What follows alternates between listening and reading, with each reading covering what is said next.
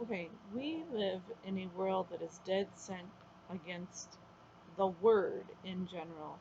Um, it's not like Protestant versus Catholic, Jewish versus Muslim, any of that. It's a world that is dead set against the word itself.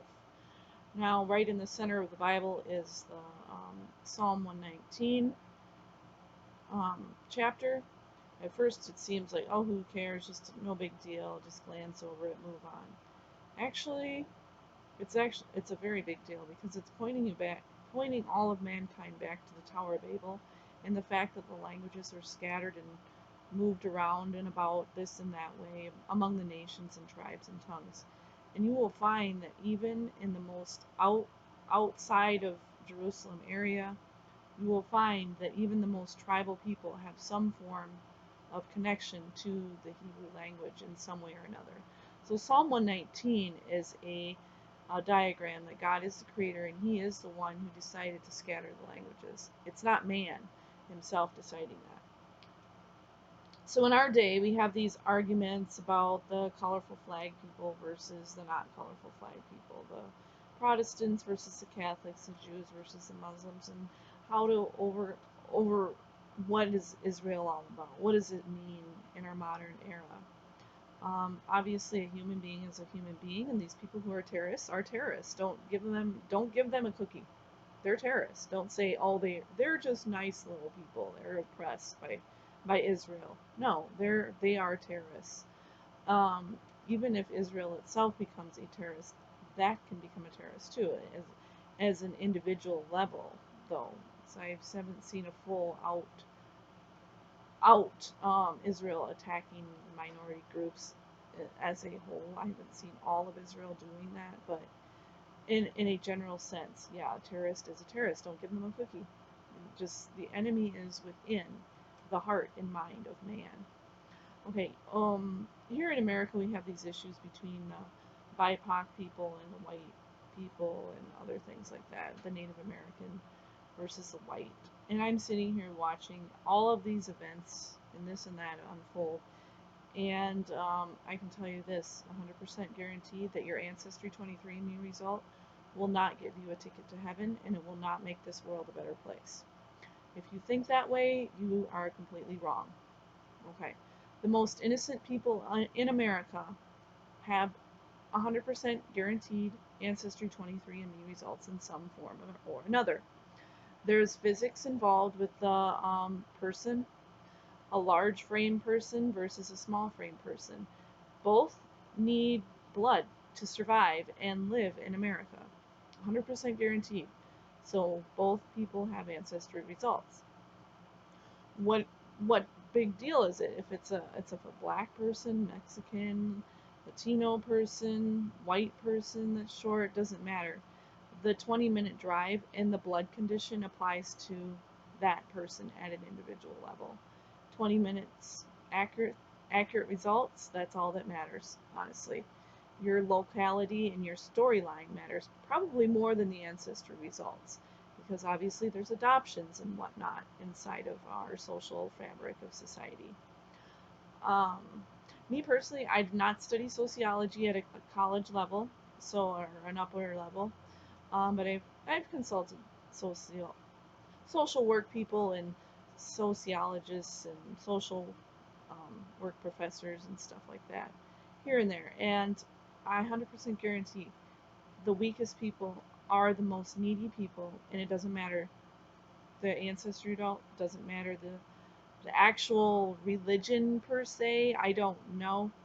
It matters in how well we as humanity take care of those weakest people. The Bible itself clearly illustrates love your neighbor as yourself, love God. God is the one who scattered all the tribes and nations and tongues, not man. Okay, so if you love God first, now how do you find the love of God? That's the question of all theologians. And it's so obvious. God is the one who created the sun. Okay, but don't worship the sun. That's an idol. Don't follow the idol worship.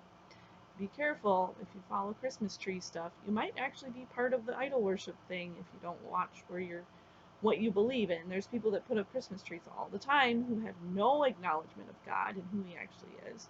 He's the one who created the planet, the planetary movements and arrangements. Hence, the wise men in the nativity story knew which way to go, and hence there were various astronomy people in ancient history. So they know the orders of the heavens. It's not like a big, huge mystery. Even the Mayan calendar itself has a flavor of astronomy within. Anyway, so we are in an era, it's the Gregorian calendar year 2023. Why does anti-Semitism continuously pop up again and again? It's because men refuse to acknowledge the truth about the scripture. They don't want to learn the Moses stuff. They don't want to know what it actually is. They don't want to know how the Jewish people themselves interpret the Moses account thing. There's nothing wrong with a Protestant or a Catholic acknowledging a parashah reading practice and how that works. What it is basically just reading the first 5 books of the Bible at a schedule.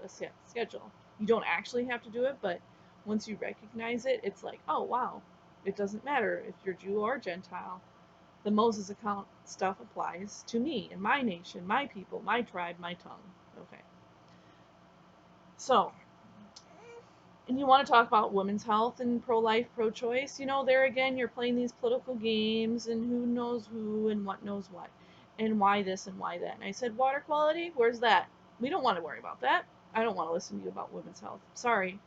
All women's health, all the pro-life, pro-choice agenda agreement, you have to go with the water quality amount because those babies, whether they're going to be born or not, are going to need someone else to help them. And that water quality is a big deal. So people playing these stupid games, if you see that the animals can't even handle the water, your eagles and your robins and your raccoons and your snails and your squirrels, don't drink that water. Okay, so water quality is a bigger deal than the pro-life versus pro-choice agenda thing. I can guarantee you that. Otherwise, those people are murderers. There's a gun and it's easy access. It's called water quality. It's bigger mess than the worst vile weapon you can think of. You can affect so many more people with just water quality and a little bit of air quality. Anyway, but what's causing all of this? Oh, it's the right that's causing all the water quality mess. No, it's the left that's causing all. No, it's the anti-biblical, the anti-Bible people. They don't like the biblical account and taking accountability for their actions. Those are the evil. That's the evil. It always has been, always will be. So don't play this, oh, it's the Catholics. No, it has nothing to do with that. It has something to do with anti-Bible based, anti-word. They're against the word in general. Jesus is the word, became flesh and dwelt among us. He is the example. Alright, so there's a ton of history about things way back, like in 70 AD and how Jerusalem was conquered and this, that, and the other. But if they don't understand that all of history is still revolving around the Creator, all this stuff about what happened among the BIPOC people, like basically minority people of America, if people don't want to acknowledge the Creator, they won't acknowledge anything at all. Okay.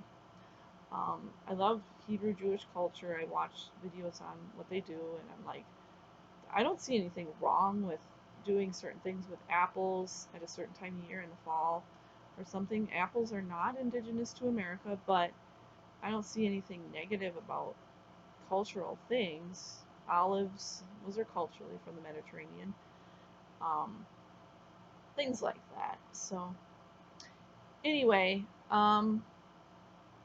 just hope you think about that, because if you're living in America and you believe you know what you're talking about and you're talking about the Thanksgiving stuff and whatnot, but you won't acknowledge the full truth, your family life will fall apart as well, because you won't understand that 1 + 1 actually does equal 2. I don't care if you're white, black, whatever color or ancestry you are, it doesn't matter. 1 + 1 is going to equal 2. Okay?